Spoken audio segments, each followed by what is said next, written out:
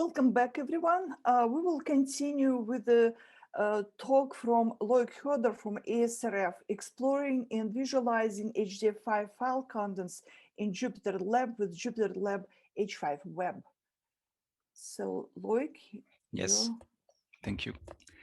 I'm going to share my screen.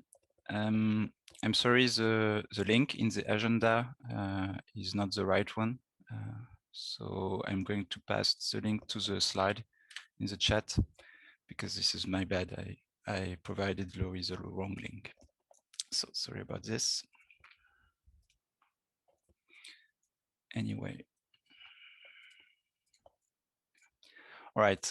So what I would like to show you today is the work that we are doing at ESRF with jupyterlab-h5web, which is a JupyterLab extension to explore and visualize HDF5 file content.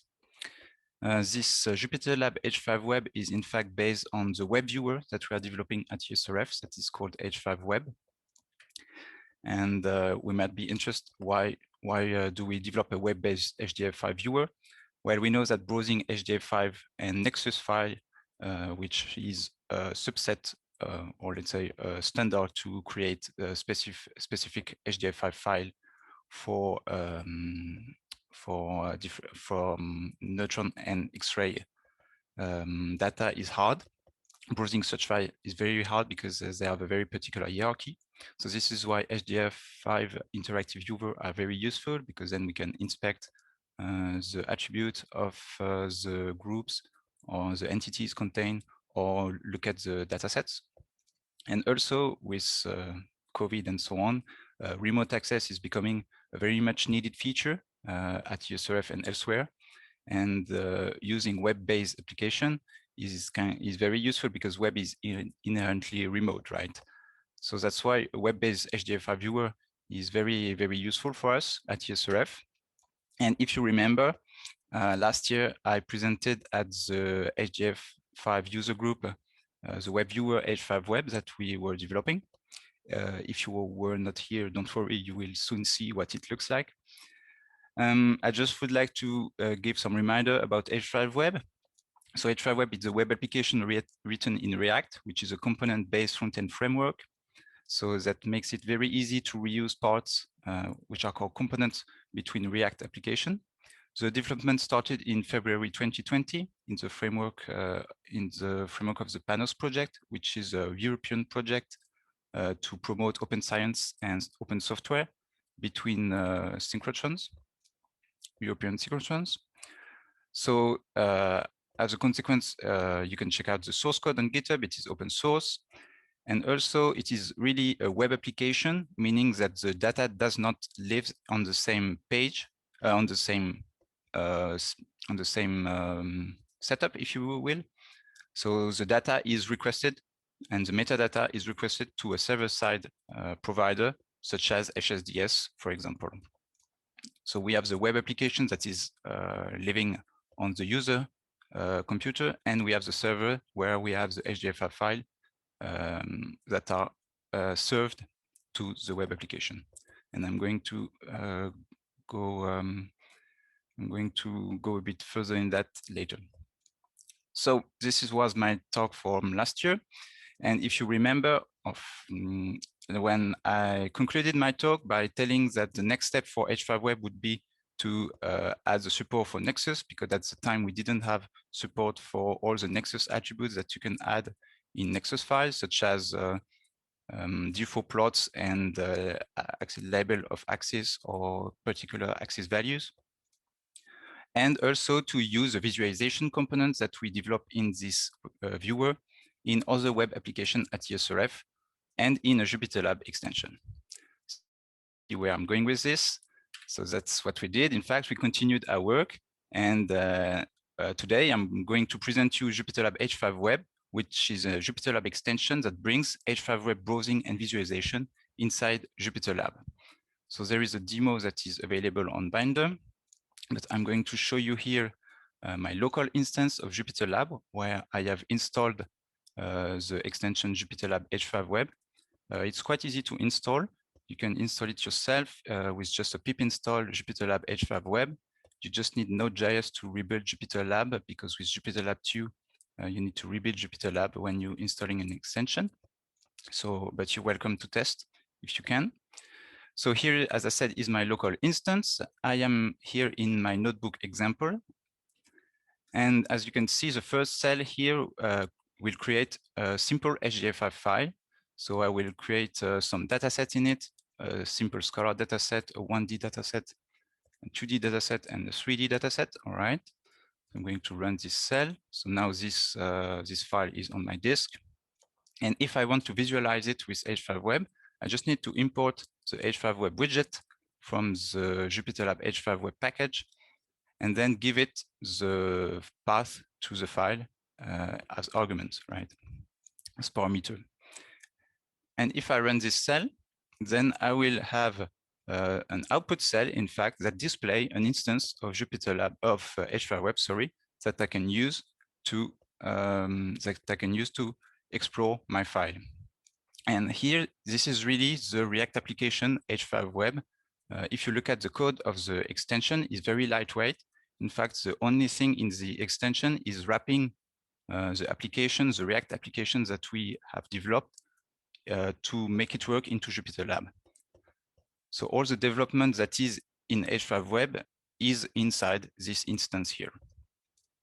So for example, I can look at the scalar dataset, or I can perhaps look at the metadata first.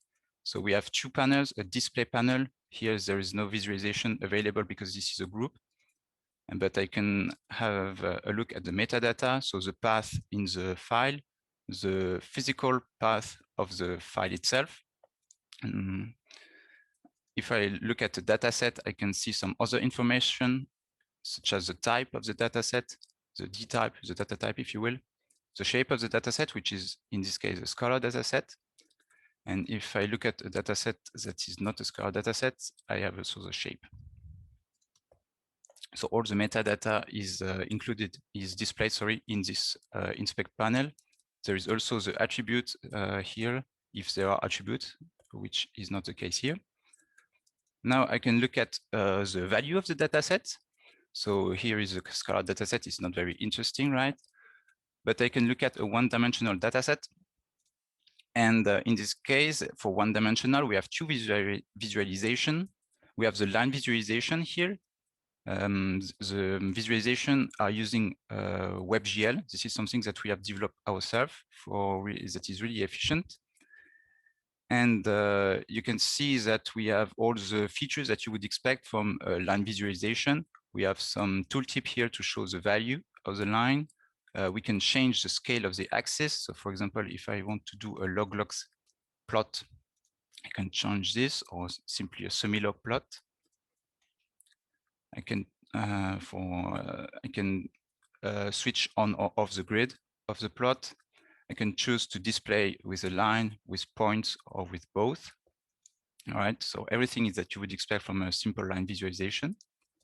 Then we have this matrix visualization where we can see the raw value of the data sets. That can be interesting for some people. Now, I told a bit about the fact that we use WebGL, which is quite performant. And so this is not very useful for the line visualization, but this is kind of useful for this heat map visualization because we implemented this using a shader, which we were able to do because we use WebGL. So this is very efficient. And again, we have all the features that you would expect from 2D visualization, such as this one. So again, we have the tooltip to show the value, the X and Y indices. We have a bunch of color maps that you can choose from.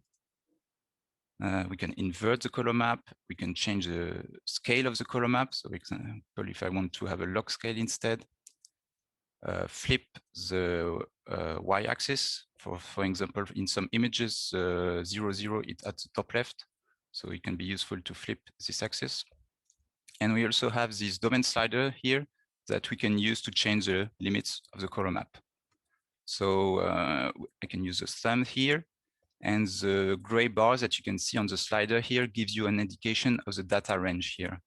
So for example, if I move my limits like this, the limits of the color map are bigger than the limits of the data range.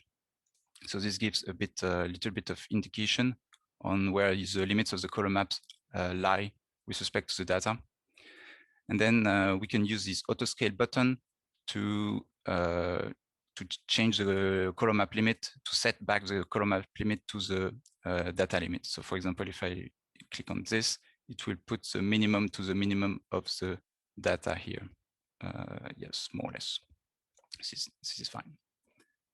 Same for max. All right.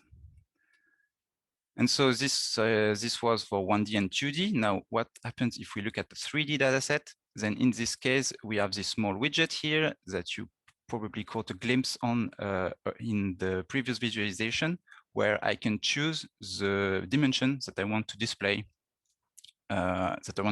here. So, for example, here I display the second dimension with X, the first dimension with Y, and with this slider here, I can slice through the remaining dimension that is 0. I can change this, right? And then slice through.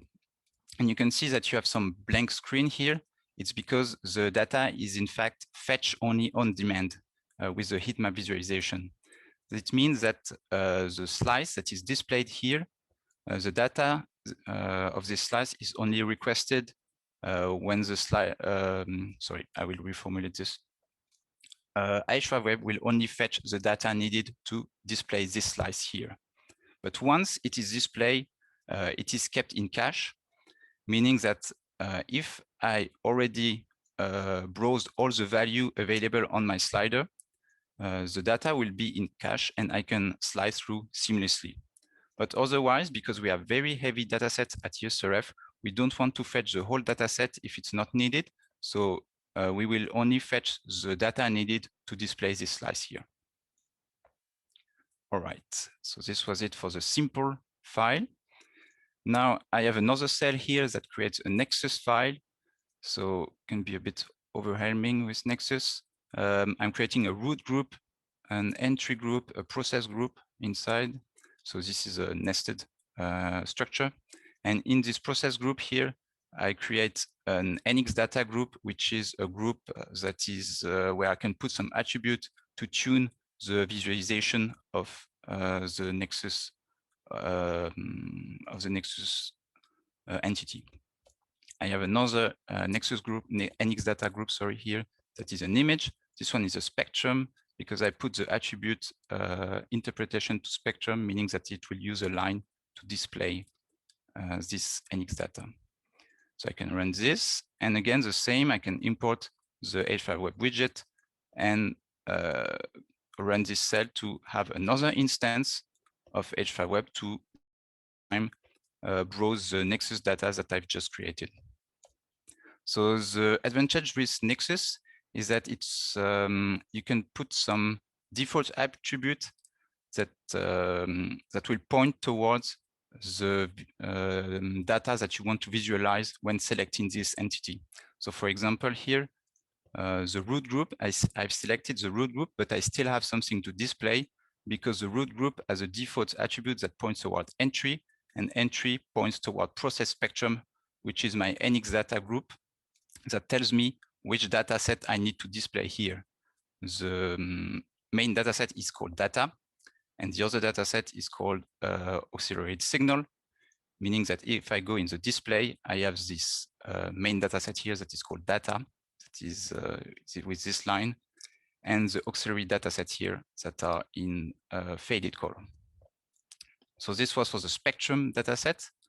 Spectrum uses the line visualization that I showed earlier, and the image visualization uses the heat map visualization. And in addition to the default attributes, with Nexus, we also have some attribute to give the axis. So here I point towards the Y and X datasets that are 1D dataset that will give me the axis value, meaning that if I have the display of, if I look at the display of my NX data, the value that will be used for the axis will be the value of the 1D dataset that I've put in the axis attribute. So this is a Nexus support that we implemented in H5web, And because it's implemented in H5web, it also works directly into this extension. Now, recently, we also have implemented the support for complex data. So here is a complex data set, right? And you can choose to display this either the phase or the amplitude. And the same with the heat map. We have two display mode. Either we display the phase, either we display the amplitude. And because of we got a user request to have a third display mode, which is to show the phase as color and the amplitude as transparency. It's not very, yeah. So for example, here, this part here is the one with the minimum amplitude, meaning that it will be completely transparent. Whereas this one here will be the highest amplitude, meaning that it will be completely opaque, which is what we see here. We also have support for the RGB image. That is an HDF5 specification. So if we look at this dataset here, you can see some attributes that are according to the specification.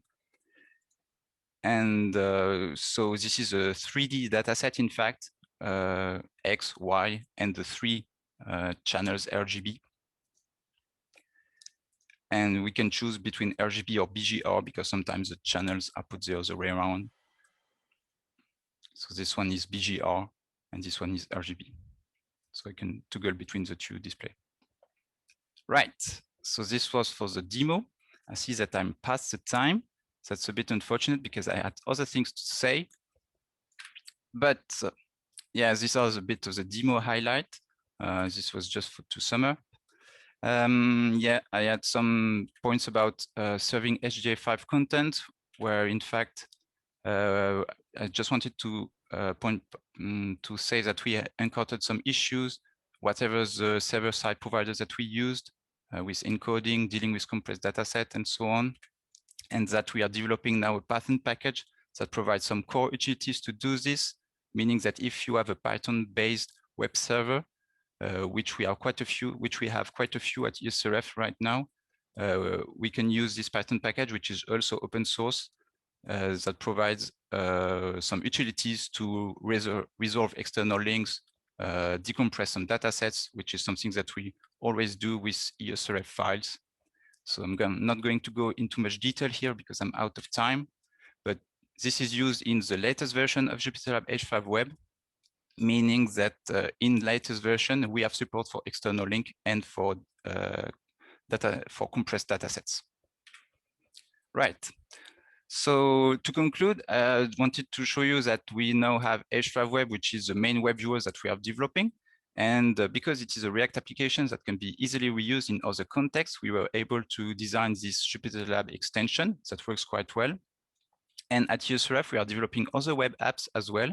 And we plan to use H5web as well. So for example, here is the early snapshot of Bragi, which is a diffraction image viewer that uses part of H5web, as you can see. We are interested in collaboration. So if you think that this can be of use to you, then don't hesitate to contact us. And in fact, so it's unfortunate I did not have time to go into details about this, but for the backend part, that means the part that serves the HDF5 file content, we hope that this H5 Grove package can do the same kind of be a core package that you can reuse in HDF5 backends. At least that's what we will do at ESRF. So sorry, I was a bit fast at the end, but here is a bunch of links if you want to check it out. And yeah, thank you, and I'm welcome for questions. Thank you. There are, yes, there is one question in the chat room.